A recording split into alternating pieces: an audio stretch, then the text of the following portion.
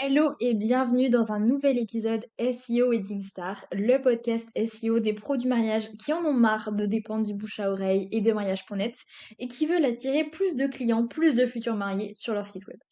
La semaine dernière, on a vu ensemble trois actions simples et rapides que vous pouvez mettre en place pour travailler, continuer de travailler votre SEO, même entre deux mariages pendant la haute saison. Et aujourd'hui, on va voir aussi comment est-ce que vous pouvez optimiser chaque mariage que vous vivez en ce moment cet été pour vous faire gagner du temps, pour vous simplifier la vie plus tard et du coup pour continuer de travailler votre communication et votre SEO. Parce que je sais que vous êtes hyper occupé et du coup, à la fin d'un mariage, vous ne pensez pas forcément à communiquer dessus sur l'instant et ça se comprend, vous n'avez peut-être pas le temps de le faire, mais il y a des choses que vous pouvez faire dès maintenant pour vous aider à préparer votre communication plus tard et du coup que vous y passiez moins de temps, notamment en basse saison par exemple, si vous prévoyez d'en parler à ce moment-là. Donc, je vais vous donner trois conseils que je vous recommande de mettre en place à la fin de chacune de vos prestats, à la fin de chaque mariage que vous faites cet été, pour vous simplifier la vie.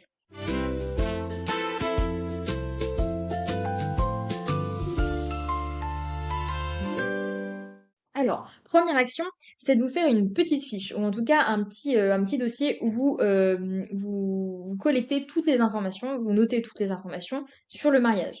Concrètement, ça peut être le nom du lieu où a eu lieu le mariage, le style de mariage, les moments marquants que vous avez aimés, les mots que les mariés ont utilisés pour expliquer ce dont ils avaient envie, mais aussi les mots qu'ils ont utilisés à la fin pour parler de votre prestation, etc. Bref, tous les petits éléments comme ça que vous risquez potentiellement d'oublier dans quelques mois, ou en tout cas vous aurez plus les petits détails, notez-les. Vous pouvez même vous faire un mémo vocal si c'est plus simple pour vous et plus rapide, où vous expliquez, vous racontez vraiment le mariage. Faites ça à chaud, parce que vous avez tout ça clair dans votre tête et vous allez pouvoir raconter les choses avec beaucoup plus d'émotion. Et du coup, au moment où vous allez vouloir rédiger un article de blog ou même un post Instagram ou que sais-je, et que vous allez réécouter par exemple votre mémo ou vous allez reprendre vos notes, vous allez plus facilement, alors surtout avec un mémo vocal, vous allez pouvoir ressentir à nouveau les émotions. Et du coup, ça sera beaucoup plus fort, beaucoup plus simple pour vous d'écrire en faisant transparaître les émotions, même dans vos écrits ou dans vos réels, etc. Donc voilà, collectez les infos à chaud pour plus tard. Mettez-les en sécurité, mais pour être sûr de rien oublier et de pas perdre l'émotion. Deuxième chose, un petit peu dans le même ordre d'idée, c'est de faire une petite sélection de photos. Alors, je sais que peut-être que vous n'allez pas pouvoir le faire juste après le mariage, mais en tout cas, dès que vous recevez, si vous n'êtes pas le photographe, dès que vous recevez les photos de la prestation, du mariage, faites une petite sélection de quelques photos que vous allez avoir envie de partager. Parce que là, encore une fois, vous êtes dans le bain, vous venez juste de sortir du mariage ou quasiment, et du coup, vous avez bien en tête les différents moments qui vous ont marqué. Et au moment où vous recevez les photos, comme ça, vous faites votre sélection, vous les mettez dans un dossier et vous aurez pas la sélection à faire du coup dans 6 mois quand vous allez vouloir la poster. Donc, faites vos sélections pour pouvoir les poster sur Instagram, mais aussi pour pouvoir illustrer votre article de blog ou votre portfolio, enfin voilà, pour pouvoir mettre les photos sur votre site, sur votre fiche Google My Business, etc. Donc voilà, mon conseil, comme pour la première idée, c'est de faire ça pendant que l'émotion n'est pas encore retombée, enfin voilà, pendant que vous avez encore bien en tête le mariage.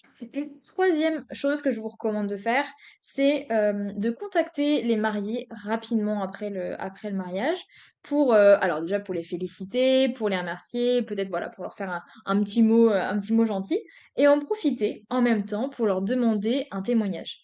Alors, s'ils peuvent vous faire un témoignage vidéo, par exemple, que vous allez pouvoir repartager sur les réseaux ou sur votre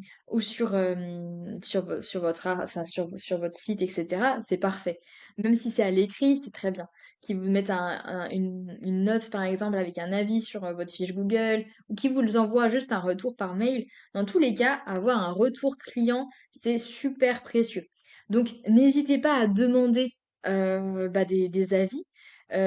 S'ils le font pas, enfin c'est pas parce qu'ils ont pas aimé la presta, c'est souvent parce qu'ils n'y pensent pas, ils sont passés à autre chose, peut-être qu'ils sont partis en voyage de noces derrière, bref, ou alors qu'ils ont repris leur quotidien et du coup ils ont oublié peut-être, ou alors ils se disent je le ferai plus tard, voilà, et puis finalement ça passe à la trappe.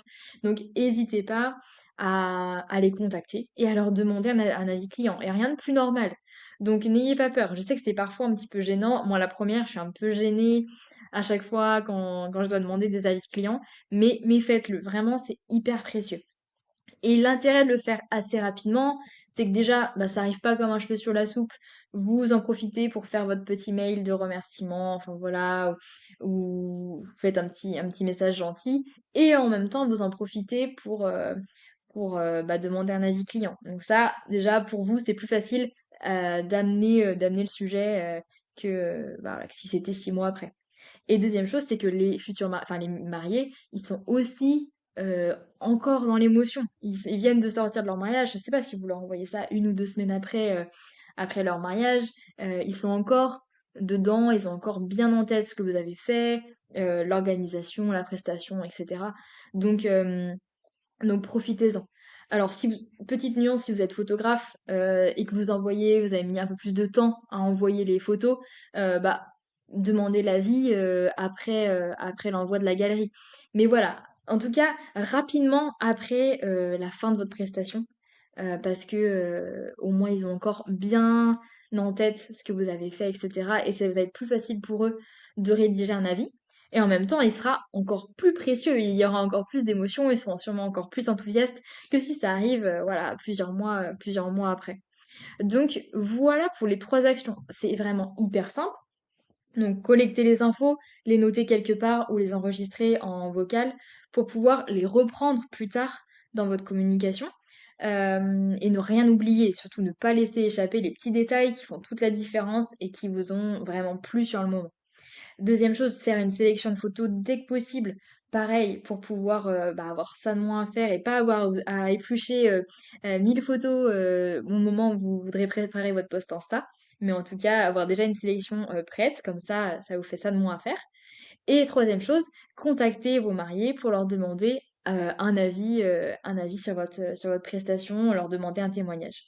Donc, c'est vraiment 3 choses hyper simples qui vont pas vous demander 3 heures, mais vous verrez que bah, cet hiver, quand vous voudrez rédiger un article de blog ou que vous voudrez préparer votre post Insta ou autre, bah, en fait, ça va être beaucoup plus simple pour vous parce que vous allez avoir de la matière. Vous allez déjà avoir des choses qui sont préparées et vous allez avoir déjà pris des notes sur lesquelles vous basez pour parler du mariage en question. Voilà.